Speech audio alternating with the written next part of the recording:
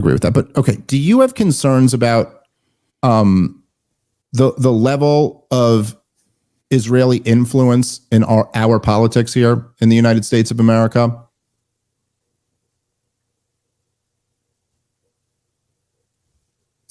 I don't know. I mean, I don't know. I'm not a politician in political office, so I don't see much of that.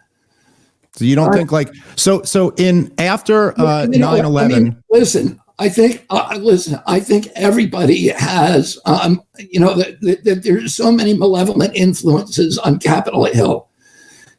And they include many nations, and they include many, corporate entities. Oh, and I want to have a real democracy in our country where you get money out of politics and the influence out of politics. That's what I would like, and have publicly funded elections. Oh, I don't think anybody, but do I think the Israelis have more influence than others? David, I believe in supporting Israel, that it's important for the United States. And you and I can disagree on that. I believe our aid to Israel of $4 billion a year is designed to keep the peace over there. Sir, you've been such a critic and such an effective critic. You've been such an effective critic of the neoconservatives. I am a critic of the neoconservatives. Yes, I know. That's what I just said. But you know that these two issues are so intertwined. And I know you know that because I know you know this stuff. But look, the report. I mean, David, again, I would vote for World War II. Right? I would not vote for any other war. The neocons vote for every war. You're voting for this war. I led the opposition to the Afghan war, to the Iraq war, to Panama. Oh, okay, fine. But Vietnam. Listen, I was okay, fine. But this is all I'm saying. Vietnam. So all of these wars. Look. But I'm just saying, I don't want to live in a world where I think it would be bad for our country. It would be bad for the world to eliminate the only democracy in the Mideast. They're not really a democracy if you include the West Bank in there, are they? I mean, you can say they're not occupying. Israel wants to give the West Bank back. All they're asking for is a recognition, which no Palestinian official has ever made. Fine. Recognition that Israel has a right to exist as a Jewish state. That's all they wanted. Okay. Well, you add in a Jewish state. Yasser Arafat recognized the right to exist under 1967. Not as a Jewish state. Oh, now it has to be said as a Jewish state too. Okay, fine. Okay, fine. Okay. So if we recognize if you want to say the danger of Israel not existing, I think actually the current course, which you've pledged to support as president, is probably the biggest risk to Israel not existing. But the point I was making before, let me just finish my point and then I'll give you the last word. Okay. The point I was making before is that, look, you talk about being a sharp critic of these neoconservatives, and if you go read the letter "A Clean Break," which was written by Richard Pearl and David Wormser, okay, and this is what outlined in 1996 the desire to fight the war in Iraq, and you know who that was written to, right? It wasn't written to Bill Clinton. It was the PNAC document. Well, no, but specifically "A Clean Break" was written to Benjamin Netanyahu. They're very much all involved. And look, sir. Why are you trying to connect me to Benjamin Netanyahu? I'm not trying to connect you. I don't like neocons. Because he's the prime minister of the country who you're pledging to fund their war. So of course I have to bring up who he is. I'm saying Benjamin Netanyahu, the man who you said as president, you will support his war until the end, give them everything they need. He has been, since the 1990s, lying to the American people, saying Iran is 5 years away from developing a nuclear weapon. Do you not have any misgivings about supporting someone in a foreign government who is lying the American people into a war which he wants us to fight, not them? It's not Israel who's going to be fighting a war with Iran. It's the young men in our country. Okay, Israel bore that enormous cost because it did not want to go into Gaza. Oh, it to say that Israel's been, hatching these ulterior plans to go into Gaza is just completely contradictory. But why is it, sir, when you're retelling this history, which I don't even have a problem with a lot of the stuff that you're saying. It is true that they fire these rockets into Israel. But why is it that you never mention that during this time also Israel has been regularly mowing the grass? Israel has been regularly launching bombing campaigns against Gaza. Because you paint this picture as if what's... Let me just talk a little bit here too, because I'm listening to you. But you paint this picture as if there's Israel sitting here and they're being bombarded by these Palestinians, when in reality, Palestinians have been dying 10-1 at least compared to the Israelis. It's the Israelis have also been going on massive bombing campaigns. I mean, look, you had protests. In 2018. I'm on the side of the Palestinians. I'm against Hamas. And Hamas is firing the rockets, and Israel has gone in when too many rockets are coming over and they become intolerable. Israel goes in and removes them, and that's what's called mowing the grass. What other nation, David? No, that's just tell me one nation in the world, one nation that would not do that. One nation. That would absorb 2,000 rockets a year from an enemy. Yes, okay, again, sir. But again, so tell me what nation or what group of people would stand being occupied since 1967? They're not occupied, David. Okay, is the West Bank occupied? Yeah, the West Bank. And you know why the West Bank is occupied? It's also justified, right? No. The West Bank is not occupied to protect Israel. The West Bank is occupied to protect the Palestinian Authority, because if the Israelis left the West Bank, Mahmoud Abbas would be overthrown overnight, and who would be in charge of the West Bank? Hamas. Is that sure. An acceptable outcome? No, but I don't think the status quo is an acceptable outcome either. But then that's why, I think we both agree now. Neither of them are acceptable outcomes. So how do we get to an acceptable outcome? That's what I think you and I can agree on. It's sure not this war that you're supporting, sir. This sure ain't the way. This is the road to disaster. Let's talk about that, David. What are your ideas for how you get the hostages back? Okay. Well, I think first off, if your goal is getting the hostages back, my God, Israel has destroyed 50% or something, 60% of the residential buildings there. It's quite possible that the hostages have been killed already by this war. So if you wanted to get the hostages back, what you should have done is start negotiating. That would have been the plan. And in fact, they did get some of the hostages back by negotiating. They've gotten none of them back by dropping these bombs, and they've likely killed a whole bunch of them. That's okay. Well, let me respond to some of this, because I think that, look, the examples of Germany and Japan, where quite frankly, what we did was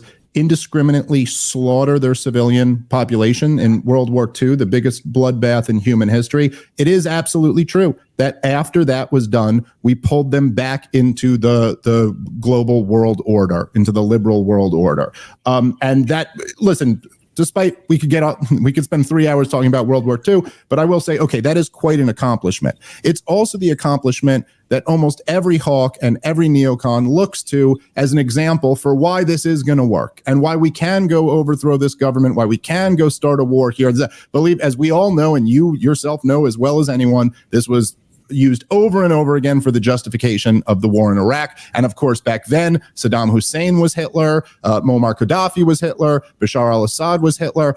I got to say, the comparison between... Let me just finish this. All those wars. Yes, I know you did, which is why I'm so dumbfounded about your position on this one.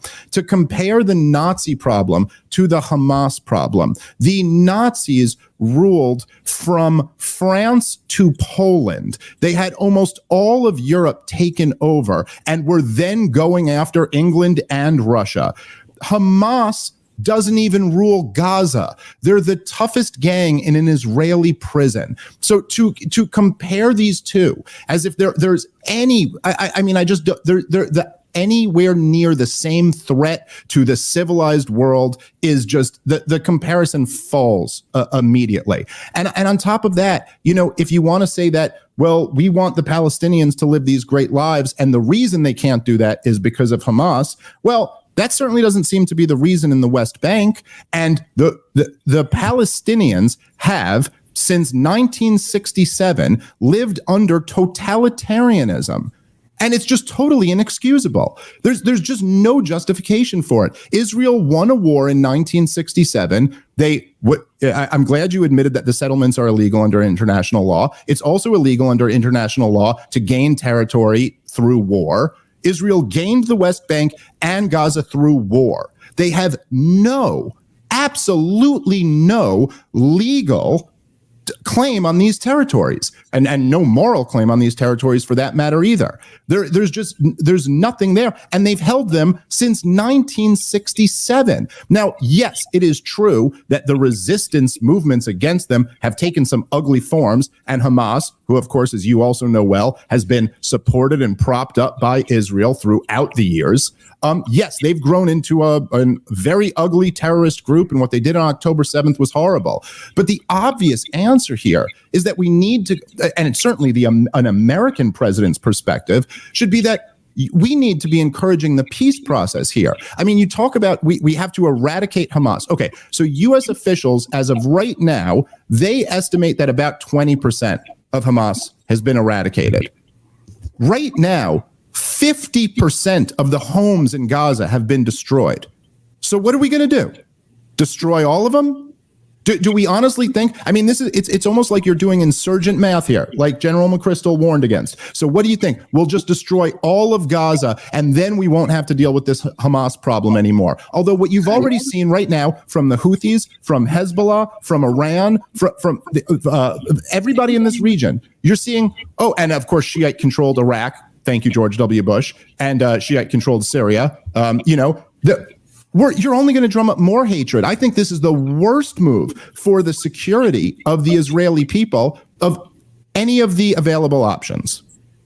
Look, Shlomo Ben-Ami, the Israeli foreign minister during the negotiations, said, if I was a Palestinian, I never would have taken the deal we were offering them. That's him. That's their official side of the story. And Yasser Arafat requested another summit and a series of summits afterward, and both the Americans and the Israelis denied them. I mean, listen, this was Bill Clinton we're talking about, right?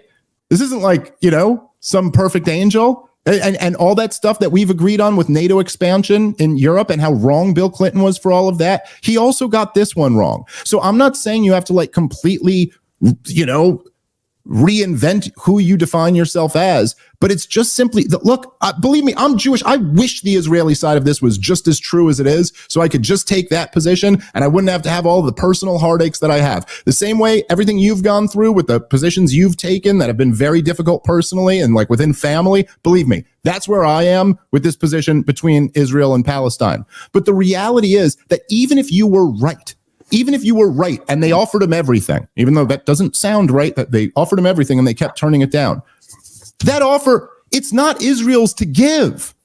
What right does Israel have to decide whether the Palestinians get their own state or not? It's not their decision to make. They have no claim on this land. The partition plan gave them 56% of the land. They fought a war and they took 80% of the land. And then in 67, they took 100% of it. There is no argument, legal or moral, that Gaza or the West Bank belong to Israel. They shouldn't have to offer them a state of their own. They have no right to deny them one. Supports my position on it. And you can show me, quotes from Menachem Begin that disagree. But sir, this is almost like if somebody was saying that, because as we discussed last time we were on the podcast, the whole history of the run up to this war in Ukraine. And if somebody is just saying no, none of that's true. NATO never encroached on Vladimir Putin. They were never talking about bringing Ukraine into NATO. It was just that Vladimir Putin wants to reconstruct the Soviet Union. And they can say, well, I have my history and you have yours, but I'm sorry. There's there's an objective reality to this. Well, let me just, history, I'm happy to sit here. Well, look, I'll just go through a little bit and just very quickly to some of the stuff that you just said right there, right? So there is obviously, and I don't know why I see this a lot. Look, I'm not against giving the pro-Israeli side of this also. But it just seems like whenever I hear you talk about this, you're ignoring the whole other half of it. Like just talking about how in 1948, these other Arab nations wouldn't agree to recognize Israel. It's like, yeah, but why is that? Like what happened throughout 1947 and 1948? Look, the UN partition, the General Assembly in the United Nations had no authority to create nations. They put a recommendation, a partition recommendation where that gave the Zionists 56% of the land and the Palestinians 44% of the land. And this was by no argument fair. There is nobody who could possibly argue that either the Jewish population or the Jewish percentage of land owned justified them getting 56% of the land. But the Jews immediately started violently evicting Palestinians out of their side of the partition. And okay, where in 1948, when the other Arab nations finally invaded, almost none of the fighting was done on the Jewish side of the partition. It was almost all done on the Palestinian side of that partition because the Zionists had already moved well beyond what the UN gave them. And then after that, they took about 78% of the land. And then after 67, they essentially took the rest. Now, your point about Camp David 1, that is, when you're talking about Camp David in the late 1970s, I understand this is what all, and believe me, I'm Jewish. I've grown up around this. I'm so well versed in the pro-Israel point of view here. But it's funny that people always go, look, Israel was happy to give land for peace. And okay, that's one way to look at it. Another way to look at it is that they got peace. They've had peace with Egypt and Jordan ever since. And so now to your later point about the idea that the Palestinians have had all of these offers and they always turn it down. I know it makes for a great slogan, they never miss an opportunity to miss an opportunity, or we have no partner for peace, or a people without land for a land without people. The problem is all of these slogans are lies. They're not true. And I would highly recommend to everybody listening and to you, sir, personally, because I know you are a reader and you actually know this stuff, read Clayton Swisher's book, The Truth About Camp David. This guy went around and spent 3 years interviewing everyone who was a part of those negotiations. And the official story that Arafat just walked away and he had such a good offer, but he wouldn't take it, is not true. And all of the players involved admit this.